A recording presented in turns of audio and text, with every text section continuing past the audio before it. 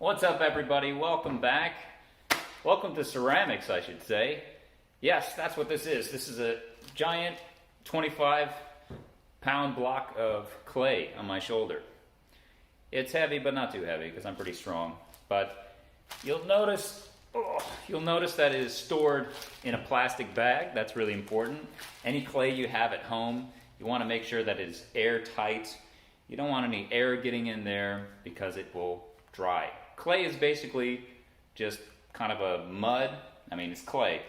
You find it out in the world. You can find it out in the woods or in riverbank. That's what's known as wild clay. But the clay that we have here today was processed at a facility. It's wild clay that they took. They added some, chemicals to it and things to make it bind better, make it last longer, cook more evenly. So this is what's known as processed clay. Either one is good. I recommend processed clay for someone who hasn't done ceramics before. It's a really great way to start. So all you need for today's lesson is just a nice chunk of clay. Let's say around a softball sized piece. All right, come on over to the ceramic studio. We'll get started. Hey everybody, welcome to the ceramic studio. You might want to get a few things before we get started. One being an apron. Ceramics is one of my favorite things to do, but it does get really messy. So you don't really want this stuff getting on your clothes. Honestly, it's not that big of a deal. If it does, all you have to do is wait for it to dry and then just kind of pick it off like that and release the cloth, and it will come off in a cloud of dust.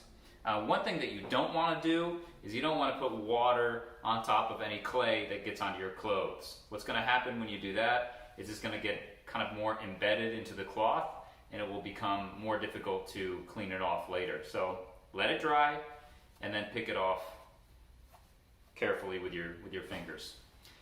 Okay, let's get started. So what do you need for this for today's class? You need something like this. This is a board. This is just a wooden slab, something nice and flat, something that you don't care about getting dirty. And then you need, of course, clay.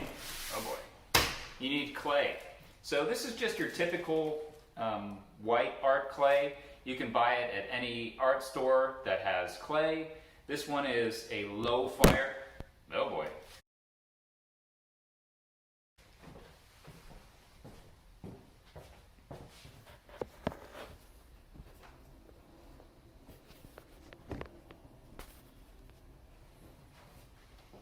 We're still there? Okay.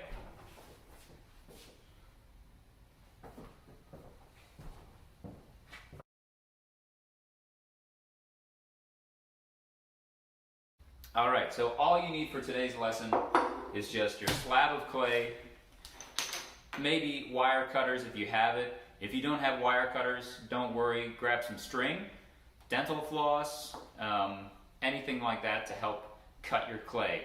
But all these wire cutters is just a piece of wire with two little wooden dowels at either end. Great for strangling someone if you're in the mafia, or just slicing clay if you're in the clay studio. Okay, the first thing you need to know about clay is you need to keep it always in the package. If it's not sealed in a plastic bag or in a plastic tub of some sort, then it's going to dry out. This is a natural material, and because it's a natural material, it will dry when the air touches it. So you got to be really careful to seal it up properly once you're done using it. Otherwise, you're going to have to rehydrate. Take care of your clay. Keep it in a plastic bag. Some people keep it in the fridge. I don't do that, but maybe if you live in a really hot place, you might want to do that. Keep it out of direct sun. So I'm just going to take this wire cutter, and I'm going to take and just cut like a little cube off the side, kind of roughly the size of a baseball, okay? And you'll notice I'm already doing it. I'm kind of kneading it with my hands. Before I forget, I'm going to close this plastic bag.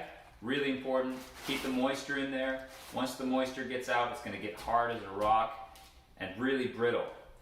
Here, I found a little bowl that someone left behind, kind of a reject, and this is a fully dried piece of clay. And look, I can just break that really easily with my hands. Whereas if you have a fully fired piece, you can always break it, but it's much, much stronger.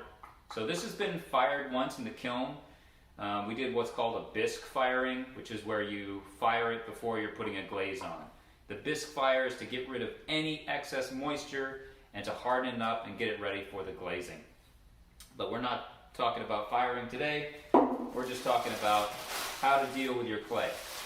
So you want to seal up the bag nice and tight. I like to spin it a couple times, and then I put the block on top of the knot that I made just to keep that air from escaping. Okay. You have your block of clay. You have your little ball of clay. You'll notice it's a little bit stiff at first. So that's why we actually need to do what's called wedging. Now, wedging is the first thing you should always learn in a ceramics class. Wedging is really important. Without wedging, you can have a piece that possibly explodes in your kiln, which is the oven that we use for baking or firing the clay.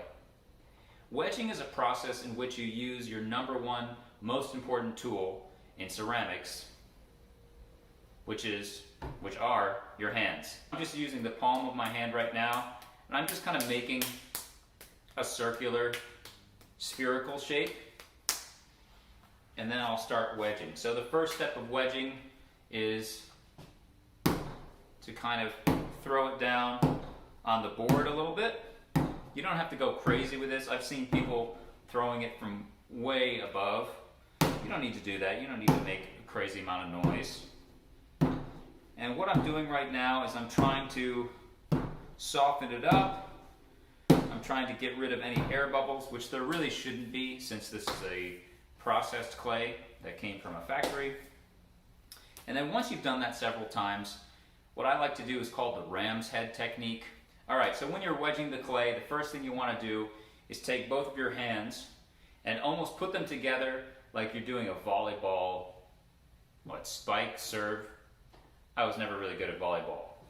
So I want to use the palms of my hands and kind of push and turn back, almost like I'm revving a motorcycle.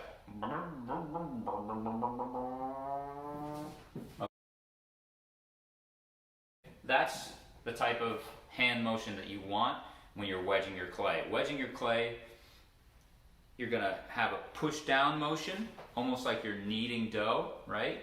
Think of it, a lot of people think about it like kneading.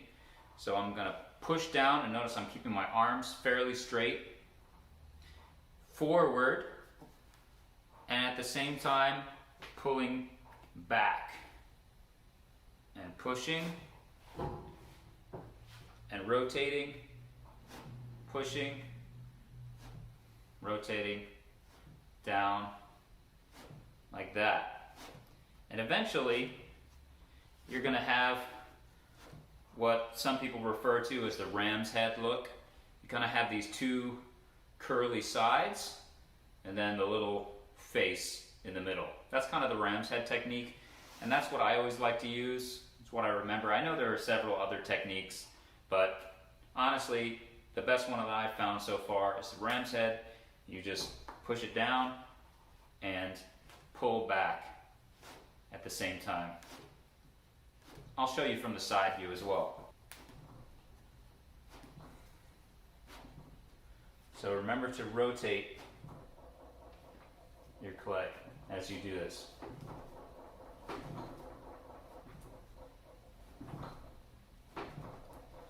All right, so after some time,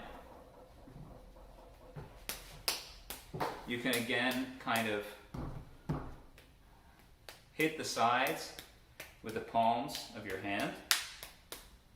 And you want to create kind of a smooth sphere shape, a spherical ball shape. And then you'll be ready to go. And another reason why it's so important to wedge your clay, if you try to get on the wheel, for example, which is where we make a lot of vases and bowls, and anything that you need the machine for. When you get onto the wheel, what's going to happen is your clay is not going to hold together. But you're activating the clay, you're making it stronger, you're making it more flexible. If you don't do that, think about if you want to play a game. You're going to go play a game of basketball. You want to stretch first. You want your body to be limber and ready to go. Same thing with the clay. We want to stretch the clay out before we use it. Not too much. We don't want it to dry out because then it will be impossible to work with. But we do want to get a few good wedges in there to make sure that it's ready to go, it's flexible, and free of any air bubbles. Very important. Moisture and air bubbles are the two main reasons that your clay will explode in the kiln. And believe me, clay will explode. All right, and that's wedging. So that's all you have to know about wedging. Remember, the most important tool in ceramics are your hands. Tune in next time for part 2. Woo!